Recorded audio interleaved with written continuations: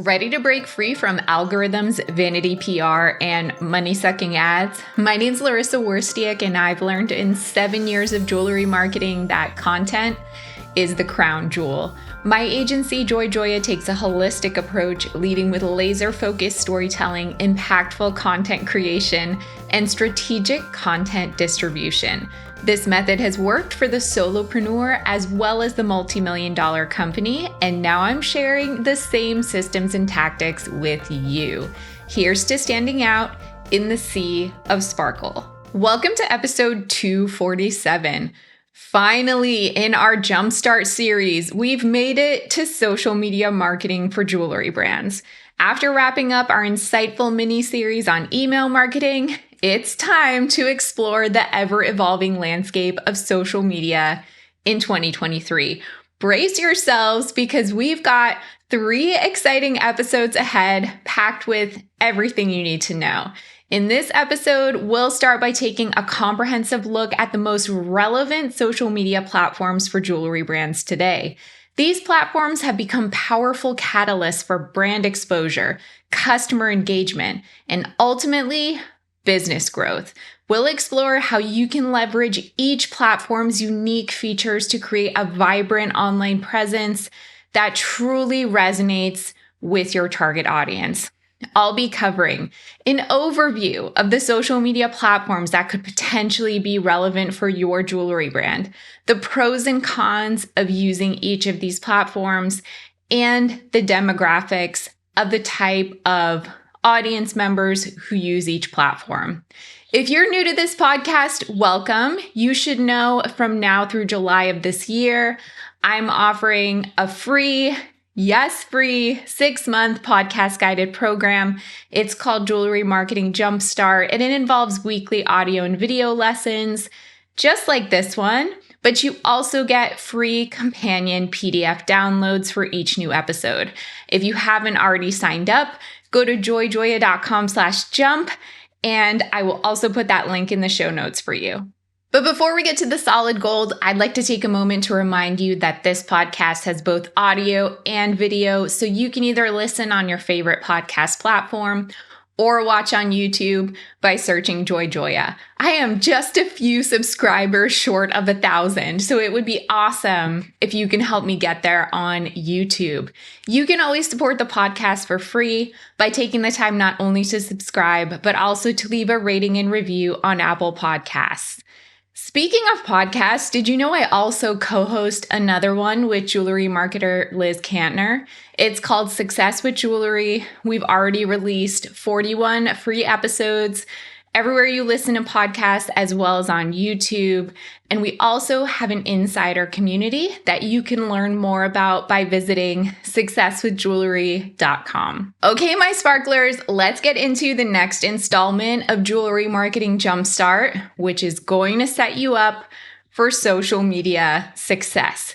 I'm going to provide an overview of the 4 platforms that I think are most relevant for jewelry brands today. And those are Instagram, Facebook, TikTok, and Pinterest. So first, let me start with that overview of each of these 4 platforms, and then I'll tell you a little bit about the typical demographic profile of the people who use these platforms. So let's get started with Instagram.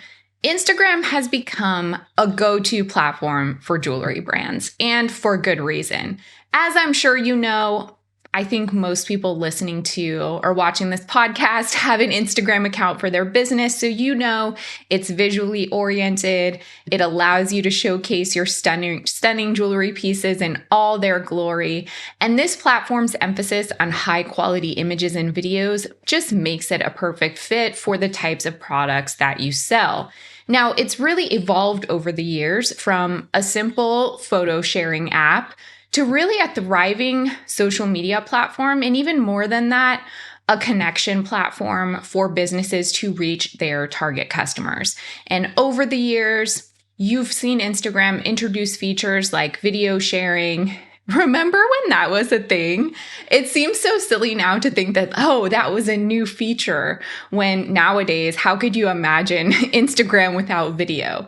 Instagram Stories was a new feature at some point, IGTV, Reels, All these things were released with the purpose to encourage its users to engage and interact more, to keep them on the platform. So it really emphasized that visual type of content. It helps both users and businesses foster connections. It really promotes creativity. And this continuous evolution have made it a leading platform for personal expression, brand promotion, and community building. So love it or leave it, it's still super relevant for many jewelry platforms. It's really just about how to use it most effectively for your goals without worrying too much about how the algorithm is like negatively impacting your reach or engagement. So trying to make the most out of it without like complaining too much about the powers that be. And in terms of demographics, Instagram attracts a wide range of users. So it's slightly younger compared to some other platforms like Facebook. The primary demographic is millennials, and I would say Gen Z, older Gen Z, and there's a fairly even split between male and female users. Okay, let's move on to Facebook next. I bet you can't believe that I've included Facebook on this list. Please remember as I walk through these 4 platforms, this is so important to keep in mind, and I'm mentioning it because I hear it all the time. But I don't use this platform, but I don't like this platform, but I don't think this platform's relevant. Just because you don't like a platform or you personally don't use a platform doesn't necessarily mean that your customers also won't be using it. So, and Facebook, I think, is a really good example of that. It often gets ignored, even when there's potential there, or even when there's already an audience that the brand has built on Facebook. So even though Facebook doesn't have the same visual focus as Instagram, it remains one of the largest and most influential social media platforms. The focus here is really on community engagement, and Facebook continues to evolve as a platform, encouraging social connection and information sharing on a global scale. In terms of the demographics of Facebook, I bet you can guess if I had you guess, but it does span all age groups. However, it tends to have a slightly older user base with a higher concentration of adults aged 35 and above.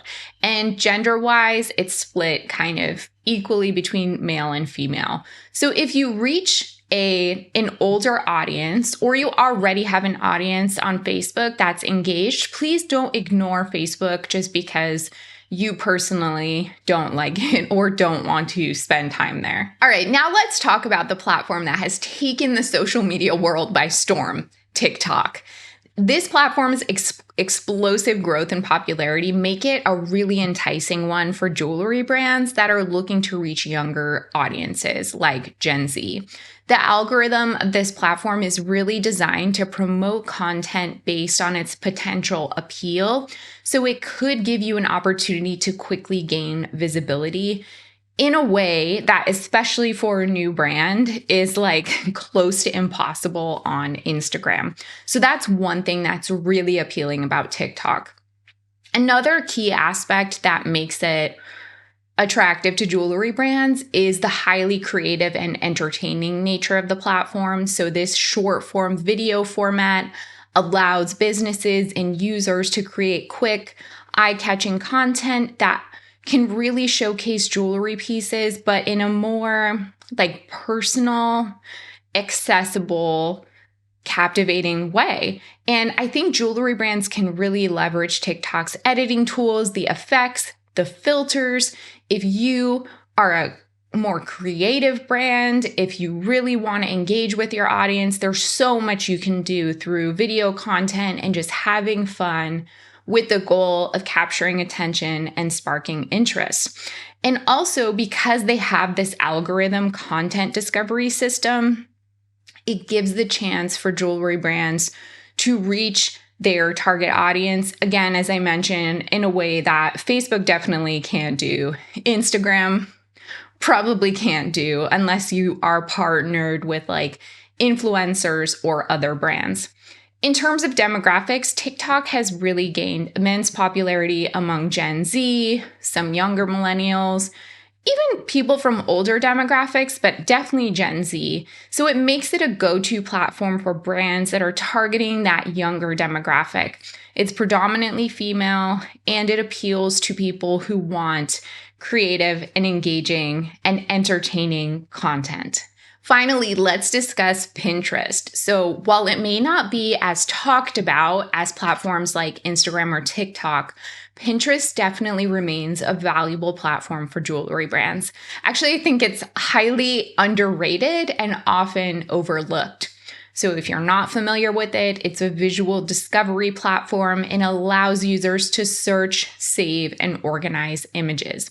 Now, why it's unique and appealing for jewelry brands is that the audience there on Pinterest is highly receptive and engaged. They're typically looking for something the way someone might search on Google. So they're more open to finding things. They're not being interrupted by like a post on Instagram.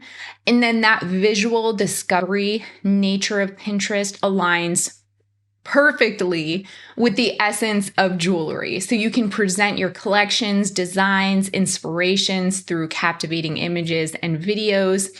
And the pins that you can create as a jewelry brand can highlight so many different aspects of your products, like the intricate details, ways to style, the craftsmanship, behind the scenes, different color stories, how trends relate to your jewelry. There's just so many things you can do with it. And again, what makes it particularly interesting for jewelry brands is the long-term value. And what I mean by that is, unlike other social media platforms like Instagram, like TikTok, where the content really quickly fades away in users' feeds, Pinterest content has a longer lifespan, so it kind of stays present longer and it can be relevant for years after you post something. I have clients who have pins that literally they posted years ago and still get really great performance and are driving traffic to their website. You cannot say the same for content on Instagram, and that's what makes Pinterest really special. So in terms of demographic, Pinterest is primarily women between the ages of 18 and 49. So if you're targeting a female audience, if you're targeting really anyone from Gen Z to Gen X and maybe even older, this is a good platform for you. And you want to think about the fact that most of Pinterest users are utilizing it for things like planning their wedding, getting fashion inspiration, getting home decor ideas. So if you sell wedding bands, engagement rings, and you're not on Pinterest, huge missed opportunity. But again, also all jewelry brands, especially if you are more fashion forward, trend driven. So now that I've given an overview of each of these 4 platforms and a rundown of the demographics, I want to share some pros and cons of each one. You may even be familiar from just using the platforms, but something to really think about as we go forward in the next 2 episodes about social media. If you're thinking about dropping a platform that you use, if you're thinking about adjusting your strategy or taking on a new platform, you really want to be aware of the pros and cons. So Instagram first.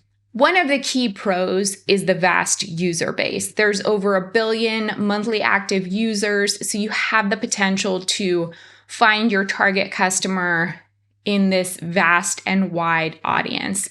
As I mentioned before, there's a very heavy emphasis on visual content, which perfectly suits jewelry brands. But a con is that the platform is highly competitive, as I'm sure you know. Many jewelry brands are vying for attention on there, and to stand out, that really requires consistent, high quality content. Also, you're probably aware, Instagram's algorithm can feel a bit mysterious. Even though Instagram has been trying to be more transparent lately about that algorithm, but ultimately that can make it more challenging for you to ensure that your content is consistently visible to your followers and to the people who you want to see it. There are also new features constantly being released, and it can be really hard to keep up with that and know the best practices and know how to best use all these features unless you're like a social media marketing expert. So that can be really tough. Let's talk now about Facebook pros and cons. So the primary advantage of using Facebook, again, wide age range of users, broad demographic. My favorite thing about Facebook is when you post on there, it's really easy to share a link to a product. And I see Facebook often for my clients as a driver of traffic to the website in a way that you can't track so easily on Instagram. You can't post links so easily on Instagram. But on Facebook, it's kind of easy to click through to a website. So that's definitely a pro. On the downside, Facebook's organic reach has really declined in recent years. So this means that without paid advertising, and I'm sure you found this if you use Facebook for your brand, it can be challenging to get your content seen by a large portion of followers. And it's pretty much impossible to get seen by new people unless you are like doing some kind of active outreach or investing in advertising. And I would say also the user base on Facebook is becoming more passive. So people on there are spending less time actively engaging with content and more just like scrolling or connecting with their friends, because that's what a lot of people do on Facebook. Okay, TikTok pros and cons. So one of the pros of using TikTok is that there is a highly engaged user base. I saw a statistic that users spend an average of 55 minutes per day on the platform. Wow. So that creates a massive opportunity for your brand to capture the attention of these people. The video format on TikTok as well allows you to really get creative. The sky's the limit with creativity, to be entertaining, to be fun, and create content that resonates with your audience. The cons are the platform's user base skews heavily toward younger people, primarily Gen Z and younger millennials. So if your target audience is older, you may not find as much success on TikTok. Also, if you're not interested in like keeping up with trends and on TikTok specifically, it may be hard to keep up. The nature of that content and what is like popular and what performs well changes so quickly. So you have to be committed to knowing like what's hot and cool on TikTok. And lastly, let's talk about Pinterest pros and cons. So one of the biggest pros of using Pinterest, as I mentioned before, the long-term value. So unlike other platforms where content is quickly disappearing from user feeds, Pinterest content has a longer lifespan. Also, just like with Facebook, it's very easy to click from a pin to a website. So it could be a great way to drive traffic to your online store. But a con is the user base can be more niche, primarily females, as I said, between the ages of 18 and 49. And they're usually there with a specific purpose, like planning a wedding, getting fashion inspiration, like designing a room in their house, whatever. So if your target audience doesn't resonate with those activities or falls outside this demographic, then it may not be the most effective platform for your brand. All right, that's it for now, but the next 2 episodes are going to be diving further into this topic. So if you finished this part of this episode and said, okay, that's great, but which platforms should I be using and how?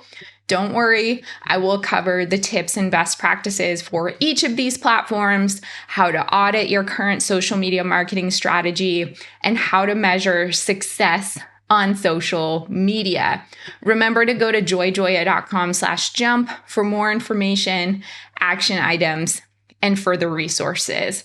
Before we get into the gold mine, as well as my jewelry marketing news roundup, I want to share a case study of a brand that I think embodies what I talk about on this podcast.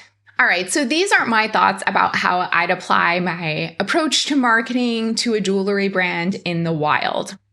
Before I get into today's case study, which is about the brand Diamond Nexus, I want to go on a very tiny tangent just to give you some context.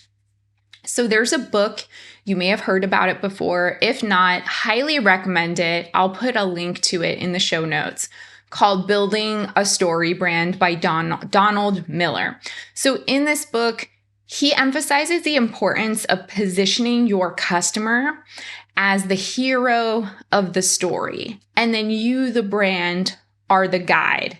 The brand is never the hero, the customer is the hero.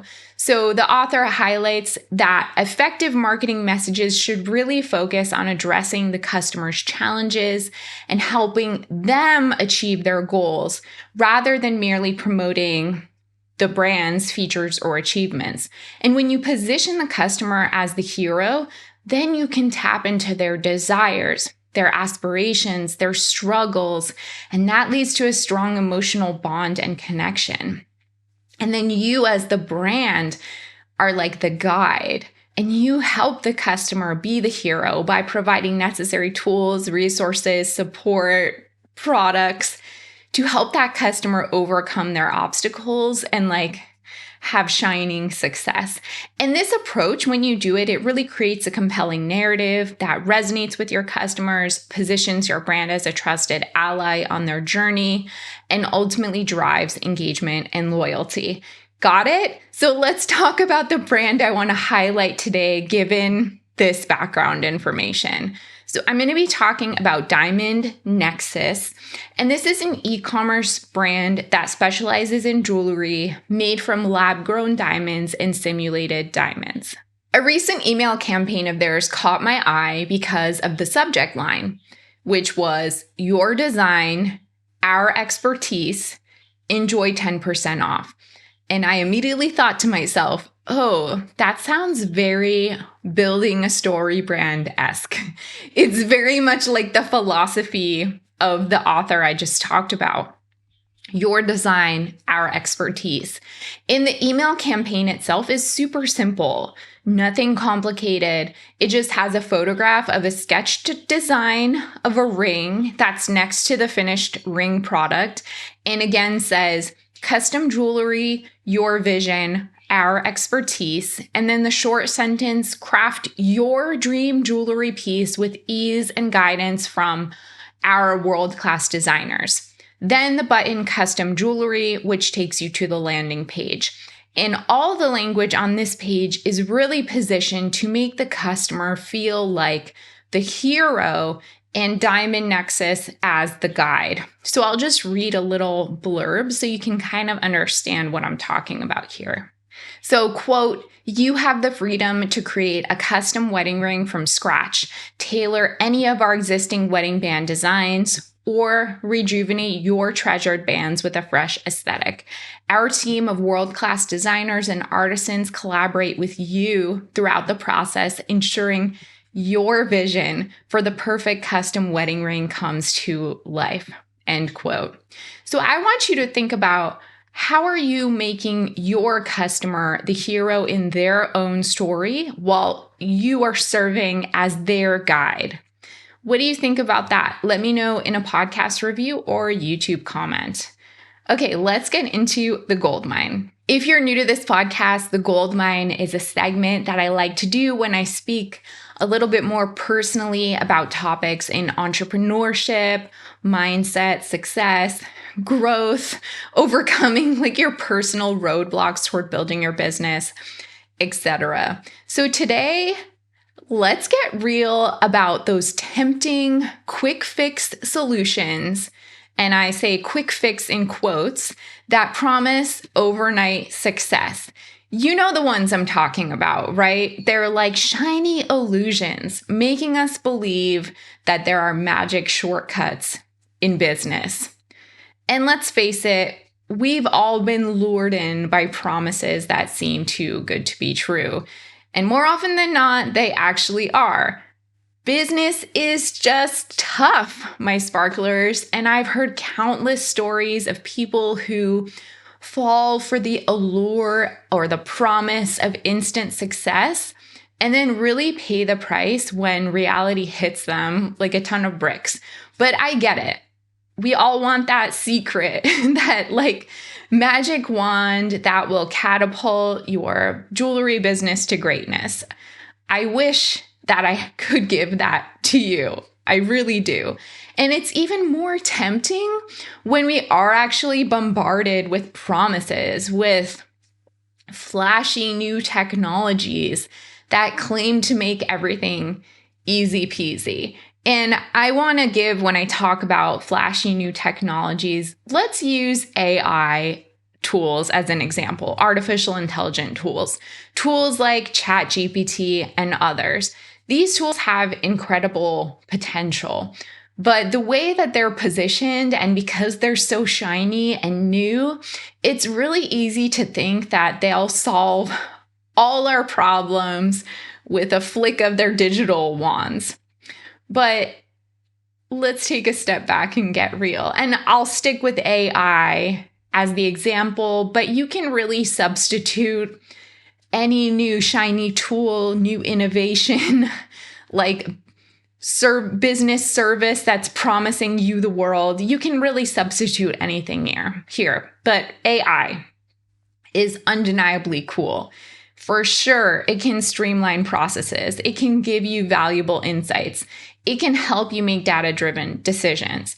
But it's not a one-size-fits-all solution for all businesses, and it's not a shortcut to instant success. We can't just rely on algorithms and automations and expect miracles to happen in business. I know from working with jewelry business owners for the past 7 years that my clients' businesses, and I'm sure your businesses, they thrive on really deep connections with your customers. They thrive on knowing your customers inside and out, delivering exceptional craftsmanship and creativity. And fancy, shiny tools, technologies cannot replace those things. So a tool like AI, it can be our trusty sidekick. It can enhance our expertise, but it's not a superhero cape that like magically fixes everything or will make you wake up tomorrow and suddenly have the jewelry business of your dreams. It's a tool in your toolbox, but it's not a quick fix that sweeps all the challenges away. And don't get me wrong, I think when there are new tools, when there are new technologies like AI and other solutions that do promise convenience, they promise quick results, we should look into those things. But cautiously, do your homework. Dive deep into what these so-called quick fix solutions can really do for what you are doing in your unique way in your jewelry business. So don't fall for those flashy promises, like the illusion that it's the answer. And instead look for maybe examples of how other people have used the tools and explore it yourself just for fun and see like what actually is the reality of this and what is truly possible, not just the illusion of what is possible. Being a successful jewelry business owner takes time. It takes effort. It takes a lot of hard work. There's no way around it. So let's embrace the values that make your business special, your passion, your craftsmanship, your dedication, and knowing that the real magic, the thing that will help you achieve your success, is your creativity, is your customer-centric approach, and your storytelling. Also paired with a tool, also paired with the power of technology. But remembering at the end of the day that there's no quick fix that can replace the journey and learning on the way. And I know it's not the most exciting thing to hear, especially when like other books, other podcasts, other YouTube channels might sell you the dream of easy success in 5 simple steps or whatever. But if you're serious, and I know you are, my sparklers, you'll keep searching for ways to work smarter, becoming more efficient, more confident, without falling into that trap of seeking instant success. So I'm here to debunk the illusion of quick fixes, and I want you to focus on building a sustainable foundation for your sparkling jewelry empire. What do you think about that? Does it resonate with you? Let me know in a YouTube comment or podcast review, and I'd love to know your thoughts. All right, let's get into the news roundup where I shared 3 relevant articles related to jewelry or marketing. The first one comes from Retail Dive, and it's called Google Introduces Generative AI Virtual Try-On Tool. So Google recently introduced a virtual try-on tool using generative AI, and initially they're releasing it for virtual try-on of women's tops or shirts. And the senior director of product and shopping at Google wrote, "Our new generative AI model can take just one clothing image and accurately reflect how it would drape, fold, cling, stretch, and form wrinkles and shadows on a diverse set of real models in various poses." That is very, very cool. And shoppers can actually select the models, so they could choose someone who looks like them. And right now they can virtually try on tops from brands like H&M, Loft, Everlane, and Anthropologie. And the tool is really helping consumers visualize how garments may look on different body types, different skin tones, hair colors, hair types. And Google's hoping to expand this tool to include men's apparel later this year. So my main takeaway is, first of all, super cool. I would love to see this for jewelry, especially like in Google search results. And I think by embracing these innovative tools, jewelry businesses especially can provide a more immersive and personalized online shopping experience, which ultimately boosts customer engagement, lowers return rates, and just makes customers more happy and satisfied overall. The next one is actually from a podcast episode from the Glossy podcast, and it's the Glossy's Week in Review, talking high-end jewelry news with Sotheby's Frank Everett. So in the jewelry market, as they talk about on this episode, there's a noticeable division emerging between 2 distinct consumer groups. One is the true luxury shoppers, and the other is the aspirational shoppers. And this growing split reflects a shift in consumer behavior and preferences. So as you can imagine, true luxury shoppers are characterized by their discerning taste, high purchasing power, desire for exclusive and exceptional pieces. They value things like craftsmanship, heritage, rarity. They're seeking out prestigious brands. And for them, jewelry really serves as a statement of status and individuality. But on the other hand, the aspirational shoppers, while they're aspiring to or dreaming of their own luxury jewelry, they may have more limited budgets and they may want to buy into brands, but they're opting for like more accessible things. They're obviously prioritizing affordability, maybe more trendy designs, and they're emulating this luxury lifestyle without investing in it the same way. Basically, this divide in the market is suggesting that jewelry brands need to cater to both of these consumer segments, offering both the high-end luxury options and then more affordable alternatives to capture this wide customer base. My main takeaway is know your customers and what they want from their experience with your brand. You may even have these 2 types of customers, so really understand how to simultaneously cater to and speak to each one of them.